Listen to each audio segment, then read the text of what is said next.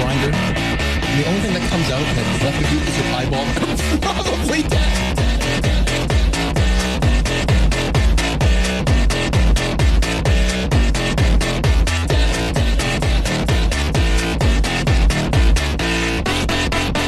You still got like this part of your finger left.